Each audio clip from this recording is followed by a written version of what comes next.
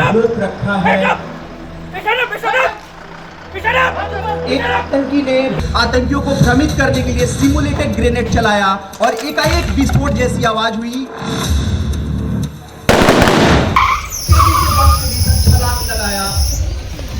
तेजी से बस के भीतर छलांग लगाया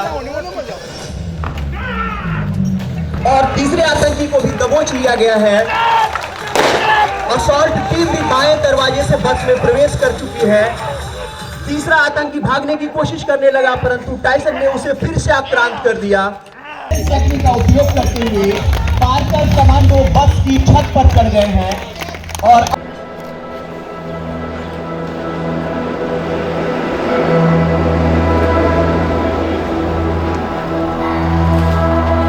वैज्ञानिक दल के लिए आरक्षित होने के कारण बस चालक को उन्हें बैठाने से मना किया, लेकिन तीनों व्यक्ति अचानक बस में चढ़ने का प्रयास करने लगे और गन पॉइंट पर जबरन बस के भीतर प्रवेश कर गए।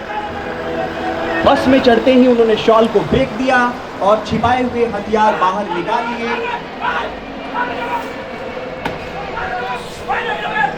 अब उन्होंने स्वयं को इंडियन मुजाहिदीन संगठन से संबंधित आतंकी समूह घोषित कर दिया है। एक आतंकी ने बस के ड्राइवर को अत्यंत निकट से गोली मारकर हत्या कर दी है और तीनों हथियारबंद आतंकियों ने बस और उसमें सवार वैज्ञानिकों को अपने नियंत्रण में ले लिया है। आतंकियों ने बस को एक खंडहरनुमा सुनसान भवन के पास विरोध रखा है। एक आतंकी ने बस में सवार एक वैज्ञानिक का मोबाइल फोन छीना और स्थानीय डीएम को कॉल कर दिया। डीएम ने तुरंत डिस्ट्रिक्ट एसएसपी को इससे अवगत कराया। यह संदेश क्रमिक रूप से अब जोन और पुलिस मुख्यालय तक प्राप्त हो चुका है। डीएम और एसपी घटनास्थल पर पहुंच गए हैं। घटनास्थल को हाई रिस्क हॉस्टेज जोन मान लिया गया है और स्थानीय पुलिस द्वारा बस को एक बड़ी परिधि में घेर लिया गया है। अकल एक्सेस फेज। प्रशिक्षित कमांडो उस खंडहर की दीवारों के सहारे ऊपर चढ़कर भवन के छत तक पहुंच गए हैं और अब 3 रैपलर भवन की ऊंचाई से बस की छत और ड्राइवर साइड की ओर मौत बनकर उतर रहे हैं। 1-1 मीटर का सफर जीवन और मृत्यु के बीच। इसी बीच बस के पीछे की ओर से डिसेप्शन टीम ने आतंकियों को भ्रमित करने के लिए सिमुलेटेड ग्रेनेड चलाया और एकाएक विस्फोट जैसी आवाज हुई।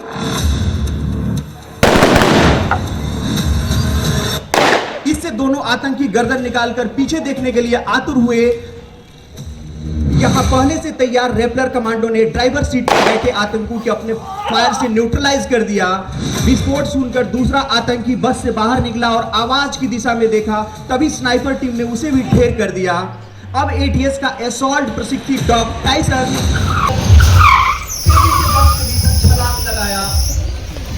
तेजी से बस के भीतर छलांग लगाया और तीसरे आतंकी को भी दबोच लिया गया है। असॉल्ट टीम भी बाएं दरवाजे से बस में प्रवेश कर चुकी है। तीसरा आतंकी भागने की कोशिश करने लगा, परंतु टाइसन ने उसे फिर से आक्रांत कर दिया। अब एटीएस की टीम ने वैज्ञानिक यात्रियों वाले बस को अपने नियंत्रण में कर लिया है और बंबू एसेंट टेक्निक का उपयोग करते हुए पार्कर कमांडो बस की छत पर चढ़ गए हैं और अब बस के ऊपर 360 डिग्री का सुरक्षात्मक घेरा एटीएस ने तैयार कर दिया है।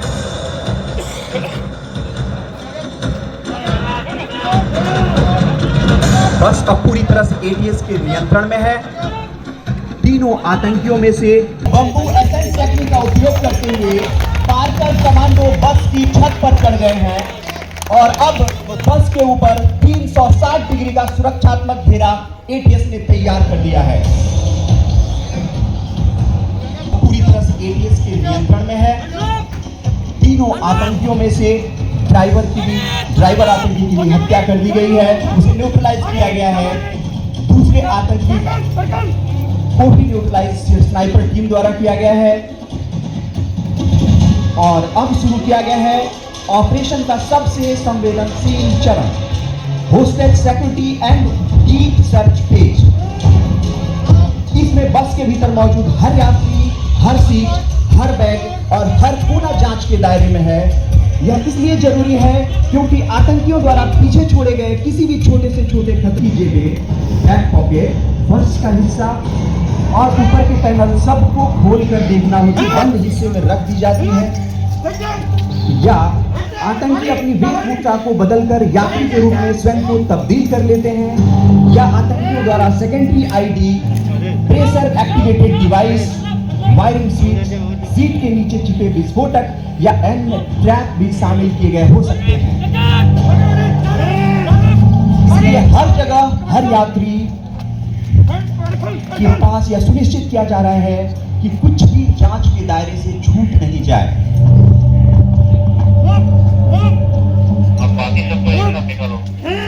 बस के अंदर रखे हर बैग हर यात्री एक-एक करके बाहर लाया जा रहा है। बैग इसलिए किए जा रहे हैं क्योंकि कोई चीज किसी आम यात्री के सामान में भी हो सकती है, इसलिए और किसी खतरे की स्थिति में सभी को बाहर निकालना मुश्किल हो सकता है।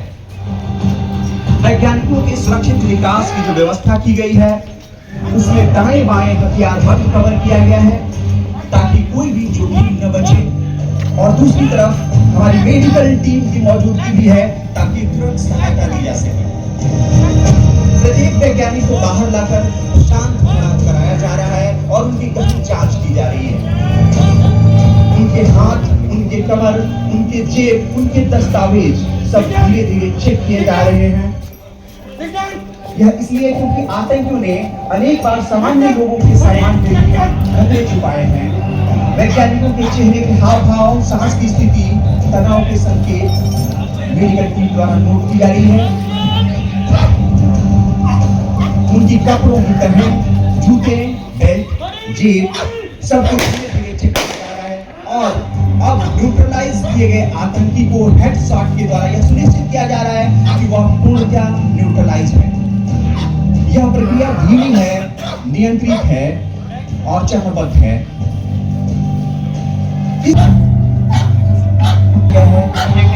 प्रॉपर सर्च किया जा रहा है। इसके बाद प्रवेश करेगी अब BDDS की टीम।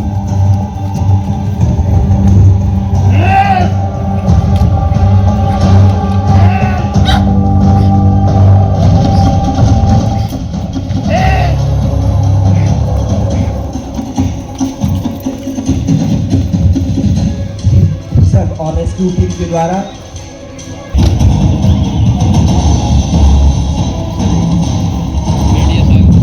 घायल को बिना झटके के स्ट्रेचर पर लेटाकर बाहर लाया जा रहा है ताकि किसी भी खतरे का जोखिम न रहे। बाहर पहुंचते ही मेडिकल स्टाफ द्वारा प्राथमिक उपचार शुरू किया जाएगा क्योंकि किसी भी हालत की स्थिति घायल की स्थिति तेजी से बिगड़ सकती है। इसके बाद BDDS टीम का प्रवेश हो चुका है। उन्हें हर seat, wiring, bag, engine box और सभी संदिग्ध हिस्सों की विस्तृत जांच करनी है। कंपोनेंट आधारित विस्फोटक या किसी अन्य ट्रैप की संभावना की पुष्टि उनके द्वारा की गई है। पूरी जांच के बाद BDDS की टीम ने क्षेत्र को clear, safe to hand over घोषित कर दिया। इसके बाद वैज्ञानिकों को पुनः एक सुरक्षित पुलिस एस्कॉर्ट में बैठाकर नालंदा पुनः भेजा जा रहा है, जहां उन्हें महत्वपूर्ण सम्मेलन में शामिल होना है।